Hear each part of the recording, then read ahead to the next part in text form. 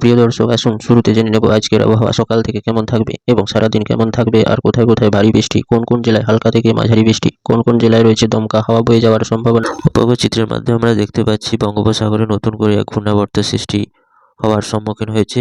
আবহাওয়া সূত্রে জানা যাচ্ছে নতুন করে এক ঘূর্ণাবর্ত সৃষ্টির সম্ভাবনা রয়েছে এবং এই ঘূর্ণাবর্ত যদি আবার নতুন আকার ধারণ করে এবং জোরালো শক্তিশালী আকার হয়, তারপর নতুন করে আবার এক ঘূর্ণিঝড় সৃষ্টি হওয়ার সম্ভাবনা তৈরি হতে পারে। তবে এই আবহাওয়া সূত্রের খবর অনুযায়ী নতুন করে এক ঘূর্ণাবর্ত সৃষ্টির সম্ভাবনা আবার এক আতঙ্কের সৃষ্টি হতে পারে এবং এর প্রভাবে আবার এক দুর্যোগপূর্ণ আবহাওয়া সৃষ্টির সম্ভাবনা রয়েছে। তবে এই দুর্যোগ আগামী কয়েকদিনের মধ্যে আছড়ে পড়তে পারে।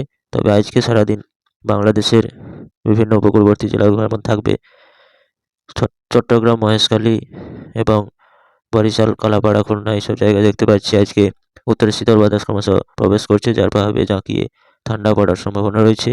আবহাওয়া সূত্রে জানা যাচ্ছে কুমিল্লা, ঢাকা, মেহেরপুর, রাজশাহী, ময়মনসিংহ, কালাই এইসব জায়গাগুলোতেও উত্তরে শীতের কনকনে ঠান্ডা হাওয়া ক্রমশ প্রবেশ করছে এবং রাংপুর, কালাই, সিলেট এইসব জায়গাগুলোতেও জাঁকিয়ে ঠান্ডা পড়ার একটা সম্ভাবনা আজকে রয়েছে।